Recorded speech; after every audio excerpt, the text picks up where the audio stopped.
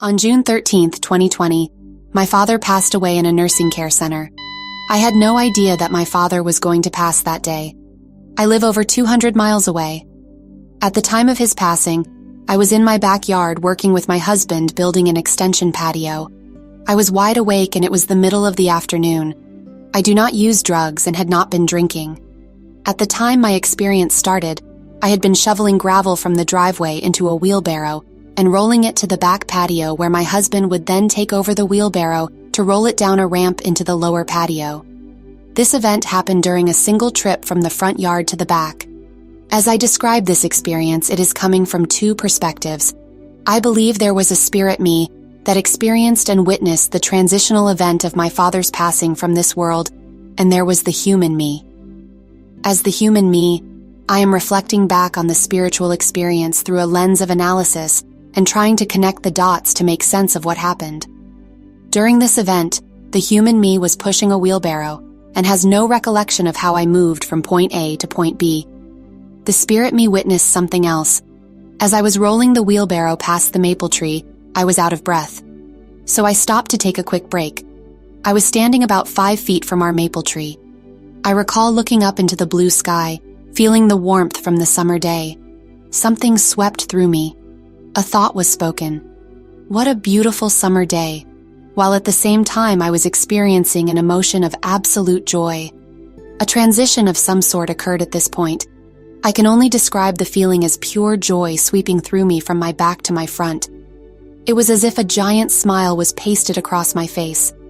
I vaguely recall seeing some sort of golden apparition smiling back at me. A reflection? It was so quick. There was an upward lifting sensation, and I also recall the sensation of my eyes rolling up towards the top of my head. Something changed so seamlessly at this point that I did not even realize it changed. After this transition, my attention shifted to the maple tree. The tree I was standing 5 feet away from now appeared to be more than 50 feet away. The backyard appeared to be stretched or warped.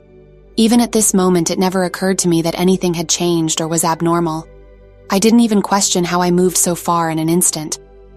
There was a man with his backside facing me standing under the maple tree. At that time, I assumed was my husband. I felt a little agitated at him because I left him in the lower patio and I was wondering what he was doing under the tree. I looked down at his feet. He was wearing jeans, a baseball cap, and a blue t-shirt. He did not appear as an apparition or a ghost. He appeared like a young, full-bodied man. During this part of my experience, I did not realize this was my father. I was about to yell at him, "What are you doing over there?" But for some reason, I did not. At another point during this experience, I recall wanting a closer look at something, and instantly, I was both far away and being right up to the backside of his neck as if I were only inches away. I saw every single hair sticking out between the strap of the baseball cap. I can describe it as being up close while at the same time being in the distance. I honestly don't know whose hair I was looking at.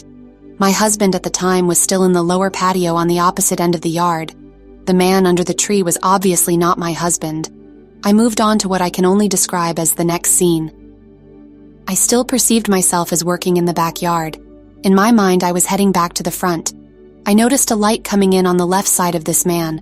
I remember thinking to myself, "Oh, a light is coming in." But I wasn't really impressed or didn't understand the significance of it. But I was thinking, pretty light. Then it was if I was walking past the tree again or my attention was redirected back on the light. This time I noticed something different about the light, like, you don't see this every day. It was a soft, white, and misty light. It shimmered as if it contained sparkles of light. There was a white clarity that is difficult to describe. I also saw colors/hues of light pinks and blues. The light was bathing this man on his left side, and it was absolutely beautiful. I just stood there and said to myself, "Wow, that is beautiful. I wish I had a camera." It may be worth noting that the sun at this time of day was on the right side of the house, while this incredibly beautiful light was coming in on the left. What happened next was the most profound part of my experience. I saw or perceived a robed arm stretching out from this light. I say perceived because for most of my experience, I can close my eyes and revisit all the vivid details, except with regards to this large arm stretching out of the light. I know I saw an arm at the time of my experience, But when I close my eyes to revisit the memory, I cannot see it except I remember the intense sparkle, twinkle that occurred when the arm made contact with the backside of my father's left shoulder. It was as if a seam had opened up in my backyard and light was pouring out of it. The being emanated an intense light that was the light and was inside the light. The light was brilliant but soft. I did not see a face. At the same moment when the stretched out arm made contact with the backside of my father's left shoulder, a bright sparkle twinkle occurred. At that exact same moment, I heard a voice/thought inside my head saying the words with the most indescribable loving intensity. I love him. It was like an internal voice that was soft and whispering. I love him. It was not my thought, although it felt like it came through my mind. I understand now that I was being spoken to telepathically, the intense love being expressed through my heart while simultaneously hearing the thought, I love him, was so intense. I felt what I would describe as being crippled in love and awe. It was both an emotional and physical experience. I felt as if I was tilting my head into my left shoulder in awe, like one would do when witnessing the most innocent and beautiful thing you could ever imagine. At the same time, my heart just swelled in love. I believe now that I was truly sharing my father's death experience in these moments. When the light being made contact with his left side, my heart on the left side literally swelled with love. I felt it as a physical sensation. I thought responded, I would never say that. I understand now that my response was because I recognized this expression of love moving through me was not coming from me. I was confused. I spoke the truth. This love was so intense and parental in nature. I never felt that love before. I don't think it exists here on earth in that form. The closest thing that resembled that love was the love I experienced after giving birth to my children. But the feeling was magnified. Was I supposed to love like that? When those words, I would never say that, came from my mind, I felt ashamed. I realized at that moment my soul or spirit was bare and open. There were no boundaries and nothing was hidden. There was no fear, just a bit of shame. But the shame was quickly whisked away. At some point, I was no longer looking at my father. Maybe he wasn't there anymore and my full attention was on the light. I was mesmerized by the beauty, the colors, the love, and the awe. I saw what looked like soft dandelion seeds floating and reflecting the light. Although they could have been bugs in my backyard, I remember them dancing in the light. I also saw something more solid in the light. It was a brilliant gold color and it had a more fluid and solid density to it. I was trying to figure out what it was. Instantly, as if I moved by thought, I recall being inside what I would describe as the center of a sphere of soft, white, static-like energy, like the television snow but finer. Windows were all around inside the sphere. The edges of these windows we like vignette, blended in this sphere of static white. The window in front was playing a high-definition, hyper-real movie. The man walking in this movie was absolutely the backside of my father walking towards an old house.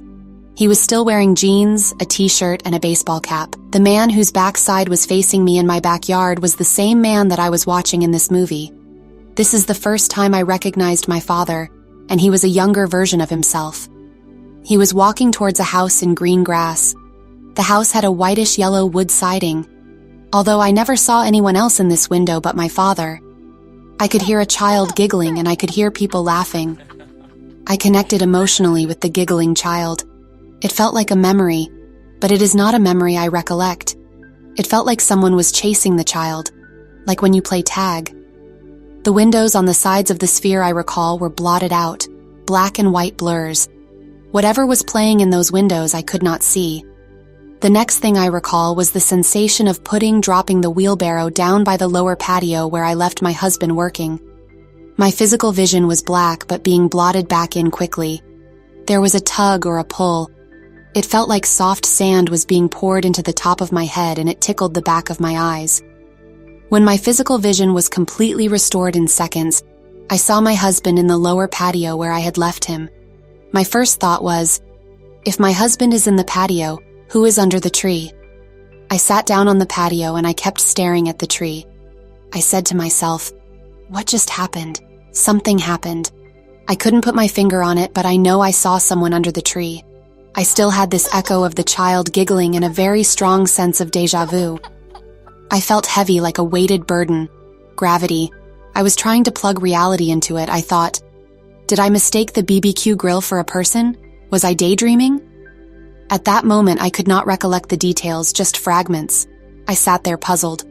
All I recalled at that moment was that I saw a man under the tree, but no one was there. There was only the essence of a lingering memory of a picnic and the giggling child.